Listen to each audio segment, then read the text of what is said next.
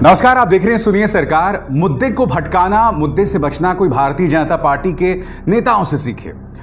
और आज मैं आपके सामने इन दो मंत्रियों की मिसाल लेकर आ रहा हूं, देश के गृह मंत्री अमित शाह और देश के रक्षा मंत्री राजनाथ सिंह। इन दोनों की बात करने से पहले सुप्रीम कोर्ट का एक अहम फैसला आया है और यह अहम फैसला है देश के उन गरीब मजदूरों के बारे में जो सरकार की खराब प्लानिंग के चलते सड़क पर चल पड़े थे, जिन्हें शुरू में पहले के 1 महीने तक ट्रेनें मुहैया नहीं कराई गई थी। सुप्रीम कोर्ट ने अपने आदेश में क्या कहा है, सिलसिलेवार तरीके से मैं आपको बता देता हूं। आदेश का पहला हिस्सा, सभी जो प्रवासी मजदूर हैं उन्हें 15 दिन के अंदर, आज से 15 दिन के अंदर अपने घर वापस कर दिया जाएगा। इसके अलावा मांग के 24 घंटे में केंद्र को उनको अतिरिक्त ट्रेनें मुहैया करानी पड़ेंगी और साथ ही राज्य और यूनियन टेरिटरीज जो हैं वो स्कीमें मुहैया कराएंगे इन गरीब प्रवासी मजदूरों के लिए। जो रोजगार है उसको लेकर स्कीमों के बारे में जानकारी मुहैया कराएंगे। तो सुप्रीम कोर्ट का यह अहम आदेश, मगर वो एक कौन सी फिल्म थी, नाम तो मुझे याद नहीं आ रहा उसका, मगर उसका एक बहुत अच्छा गाना था। हुजूर आते आते बहुत देर कर दी, पता पाते पाते बहुत देर कर दी। अब भैया ऐसा है कि सुप्रीम कोर्ट के बारे में इससे ज्यादा तो मैं कुछ कह नहीं सकता, है ना, क्योंकि सुप्रीम कोर्ट के बारे में कुछ कहा तो आप जानते हैं उसके क्या परिणाम होंगे। वैसे आजकल तो भारतीय जनता पार्टी के नेताओं के खिलाफ कुछ नहीं कह सकते। विनोद जी के खिलाफ आपने FIR जो दर्ज कर दी, खैर, मगर हम तो कहेंगे साहब, क्योंकि शो का नाम भी सुनिए सरकार है। दोस्तों, जानते हैं एक ऐसे वक्त जब देश कोरोना संकट का सामना कर रहा है, भारतीय जनता पार्टी के नेताओं ने वर्चुअल चुनावी रैलियां शुरू कर दी। उन्होंने आगाज बिहार के साथ किया था, फिर उड़ीसा, महाराष्ट्र और पश्चिम बंगाल। तो इन राज्यों में वर्चुअल चुनावी रैलियां हो गई हैं। इसमें केंद्र सरकार के दिग्गज नेता हैं, वो अपने कामों का बखान कर रहे हैं। मैं आपको बताना चाहूंगा कि उड़ीसा में गृह मंत्री अमित शाह ने एक वर्चुअल चुनावी रैली की। ये उनकी तीसरी चुनावी रैली है, क्योंकि वो बिहार में कर चुके हैं, दूसरी उड़ीसा में थी और आज उन्होंने पश्चिम बंगाल में एक रैली को संबोधित किया। उड़ीसा में जो उन्होंने रैली को संबोधित किया, उन्होंने पहली बार माना कि हमसे प्रवासी मजदूरों के मामले में गलती हो गई हो। अमित शाह का यह कहना बहुत मायने रखता है, मगर जानते हैं बाद में वो क्या कह देते हैं कि हमने तो अपनी गलती मानी, हमने तो ये किया, मगर विपक्ष ने क्या किया। सुनिए पहले अमित शाह कह क्या रहे हैं। जो विपक्ष के लोग हैं वो जब सवाल उठाते हैं, मैं उनको पूछना चाहता हूं, भैया हमारी तो कहीं चूक भी हुई होगी, मगर निष्ठा हमारी बरोबर थी, हमारी गलती हो ही होगी, हम कहीं कम पड़ गए होंगे, कुछ नहीं कर पाए होंगे, मगर आपने क्या किया। कोई स्वीडन में बात करता है अंग्रेजी में देश के कोरोना से लड़ाई लड़ने के लिए, कोई अमेरिका में बात करता है, आपने क्या किया, इसका हिसाब तो देश की जनता को दो जरा। अब मुझे समझ आ रहा है कि पिछले 5 सालों से न्यूज चैनल्स दरअसल विपक्ष से सवाल क्यों पूछते हैं, सत्ताधारी बीजेपी से सवाल क्यों नहीं पूछते हैं। क्योंकि जाहिर सी बात है कि जब अमित जी की तरफ से फरमान आएगा, यह सीख आएगी कि साहब आप जो हैं विपक्ष से सवाल पूछें, विपक्ष क्या कर रहा था, तो न्यूज चैनल्स तो उसका अनुसरण करेंगे ही। मैं आपसे यह जानना चाहता हूं कि विपक्ष सिर्फ अपना काम करता है, विपक्ष सरकार से सवाल करता है, विपक्ष सरकार को दशा और दिशा देता है।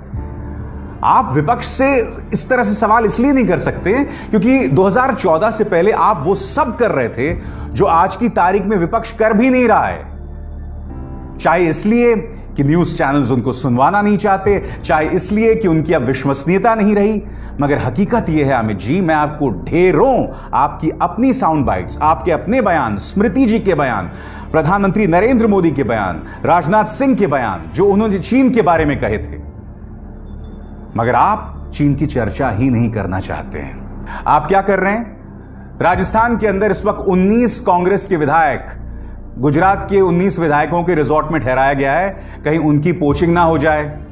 जी हां, अब ये खबर देखिए जो आपकी स्क्रीन पर है, दैनिक भास्कर की है।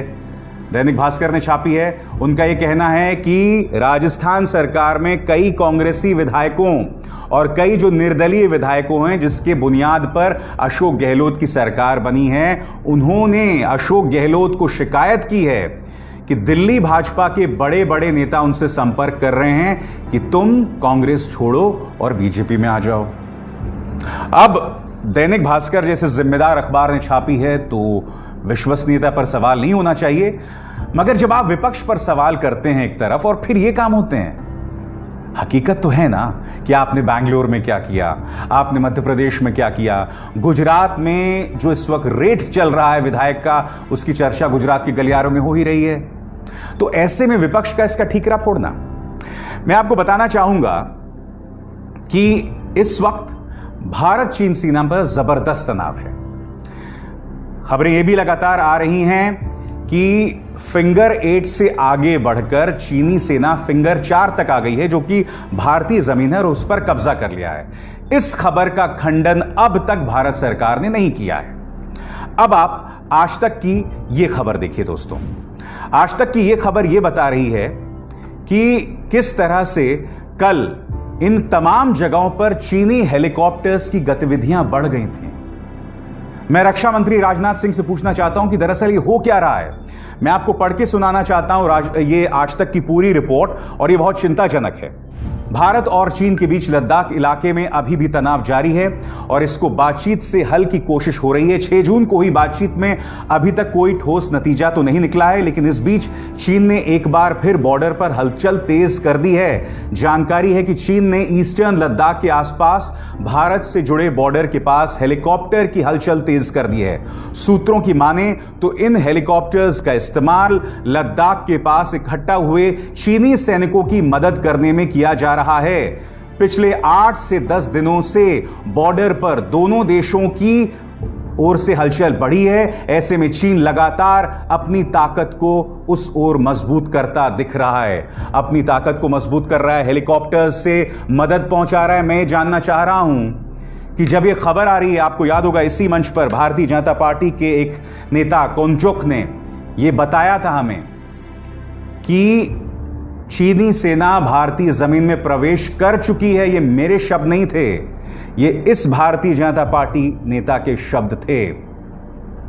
अब लद्दाख ऑटोनॉमस काउंसिल के पूर्व चेयरमैन रिग्जन स्पैलभर ने हमसे बातचीत की है। उन्होंने हमें इस बात की पुष्टि की है और ये कहा है कि मैं चुनौती देता हूं उन लोगों को जो ये कह रहे हैं कि चीनी सेना ने भारतीय जमीन में प्रवेश नहीं किया है। उनका इंटरव्यू मैं आपको बाद में सुनाऊंगा, मगर ये सरकार किस तरह से रिएक्ट करती है और किस तरह से विपक्ष पर चीजों का ठीकरा फोड़ती है, उसकी एक और मिसाल अब आपकी स्क्रीन पर है। राजनाथ सिंह, कल राहुल गांधी ने गालिब का यह शेर ट्वीट किया और उसमें उन्होंने लिखा कि सबको मालूम है सीमा की हकीकत, लेकिन दिल को खुश रखने के लिए शायद यह ख्याल अच्छा है।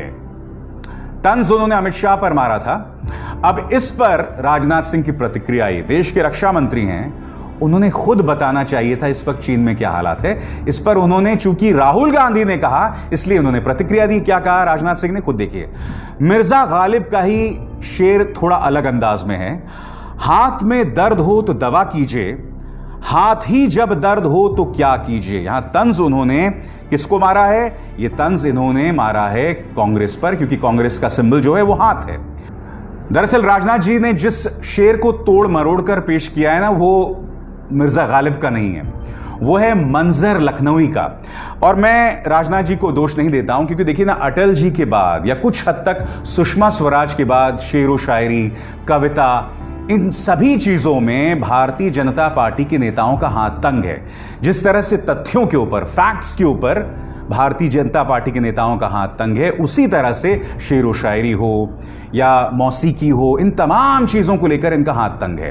तो मंजर लखनवी का कौन सा शेर है, मैं आपको पढ़ के सुनाना चाहता हूं। दर्द हो दिल में तो दवा कीजिए, और जो दिल ही ना हो तो क्या कीजिए। जी हां, दिल ही नहीं है जो ये देख पा रहे हैं कि इस वक्त देश में क्या समस्या है। तो आपने देखा क्या कहा राजनाथ सिंह ने। अब उसके बाद, राहुल गांधी के बयान के बाद, वो आखिर होश में आए हैं और होश में आने के बाद राजनाथ सिंह ने क्या ट्वीट्स किए हैं ये आपकी स्क्रीन पर। कांग्रेस के कई नेता सवाल पूछ रहे हैं कि भारत चीन सीमा पर क्या हो रहा है। मैं देश की जनता को आश्वस्त करना चाहूंगा कि संसद में इस बारे में विस्तार से जानकारी दूंगा। सीमा को लेकर मिलिट्री और डिप्लोमेटिक स्तर पर चीन के साथ भारत की बातचीत जारी है। 6 जून को मिलिट्री के स्तर पर वार्ता हुई है। हम किसी भी देश के मान, सम्मान एवं स्वाभिमान को ना चोट पहुंचाते हैं और ना ही हम चोट बर्दाश्त करते हैं। ना ही हम चोट बर्दाश्त करते हैं। मैंने कल देर रात लद्दाख ऑटोनमस काउंसिल के पूर्व चेयरमैन रिग्जन स्पैल्भर, जो इस वक्त आपके स्क्रीन पर हैं, उनसे बात की और आप सुनिए 2 मिनट की यह बातचीत है कि वो नाराजगी में बता रहे हैं कि मैं चुनौती देता हूं कि कोई यह कह सके कि चीन ने भारतीय सीमा में कदम नहीं रखा है। सुनिए पूरी बातचीत। 100% हुआ है, कोई नहीं हुआ है कहता है तो उसको हमारे पास लद्दाख में लेकर आइए। अगर आर्मी जाने दें तो हम उनको ले जाके दिखाएंगे। ये सारा मिसलीड किया जा रहा है, घुसपैठ नहीं हुआ कहने वाले सारे। तो क्या आप जो कि लद्दाख में हैं रिग्जन साहब, क्या ये बता सकते हैं कि क्या ये लोग फिंगर 4 के आगे भी आ गए हैं? नहीं, फिंगर 4 के आगे नहीं आए हैं, फिंगर 4 तक आया हुआ है। हमारा पहले का स्टेटस को LAC का हमारा फिंगर 8 तक है, 4, 5, 6, 7, 8। तो फिंगर 4 तक आए हुए हैं। तो अब हमारे पास फिंगर 3 बचा हुआ है। फिंगर 4 के इस हम लोग हैं, उस तरफ वो लोग हैं। बाकी गलवन नाला भी आए हुए हैं और हॉट स्प्रिंग के पास भी आए हुए हैं, 3 जगह। अच्छा, तो आप ये बता सकते हैं, अंदाजा मुझे बता सकते हैं रिग्जन साहब कि कितने किलोमीटर ऐसे में उनका कब्जा हो गया है? अब ये चीज एग्जैक्ट किलोमीटर्स में बताना मुश्किल है, क्योंकि वहां आप किसी को जाने नहीं दिया जा रहा है, रोका जा रहा है किसी लोकल को भी वो देखने के लिए, क्योंकि बंद कर दिया है, हमारे यहाँ से जाने नहीं देते हैं। तो ये तो एग्जैक्ट तो आपको अगर ग्राउंड से सरकार को यहाँ से ब्रीफिंग फीडबैक सही जा रहा हो तो सरकार को ही बताना चाहिए। अब पता नहीं ग्राउंड से, ज़ेरो ग्राउंड से इनको फीडबैक के सही जा रहा है कि नहीं जा रहा है, मुझे तो वो भी शक है। तो सुना वो रिग्जन स्पैल्भर ने इस बातचीत में मुझे यह भी बताया कि इससे पहले भी चीन भारतीय जमीन पर कब्जा करता रहा है, मगर इतने लंबे समय तक चीन ने कभी भारतीय जमीन पर कब्जा नहीं किया। उन्होंने इस बातचीत में यह भी कहा कि हम तो यह भी नहीं जानते कि जमीनी स्तर पर जो हालात हैं उसकी जानकारी भारत सरकार को दी जा रही है या नहीं दी जा रही है। मैं यही सवाल पूछना चाहता हूं राजनाथ सिंह जी से कि जब राजनाथ सिंह जी आपको राहुल गांधी कोई तंज देते हैं तब जाकर आप प्रतिक्रिया देते हैं। आपने कल महाराष्ट्र में रैली की, वर्चुअल चुनावी रैली, तो क्या आप इस बात को लेकर पूरी तरह से आश्वस्त हैं कि भारत चीन सीमा पर हालात सामान्य हैं? क्योंकि देखिए ना, अगर आप चुनावी रैली कर रहे हैं इसका मतलब आपको कोई चिंता नहीं है, ऑल इज वेल। मगर लगातार रिपोर्ट्स आ रही हैं, आपके अपने पार्टी के नेता कह रहे हैं कि चीन ने जमीन में कब्जा कर लिया है। आपने सुना लद्दाख ऑटोनमस काउंसिल के पूर्व एग्जीक्यूटिव चेयरमैन का इंटरव्यू, वो क्या कह रहे हैं? रिग्जन स्पैल्भर भी हमें चुनौती दे रहे हैं। मगर आपने देखा हर मुद्दे के लिए, चाहे राजनाथ सिंह हो या माननीय गृह मंत्री अमित शाह हो, वो इसका ठीकरा विपक्ष पर फोड़ देते हैं और उसी का अनुसरण हमारी गोदी मीडिया करती है, जो पिछले 5 सालों से सिर्फ विपक्ष से सवाल कर रही है। खैर, सुनिए सरकार में बस इतना ही। मगर सुनिए सरकार, चूंकि इस कार्यक्रम के तेवर ऐसे हैं, लिहाजा हम सवाल तो सरकार से ही करेंगे, ठीक है? अब इसका आपको बुरा लगे तो ये आपकी दिक्कत है। आप सबसे अपील कि इस कार्यक्रम को ज्यादा से ज्यादा लोगों तक पहुंचाएं।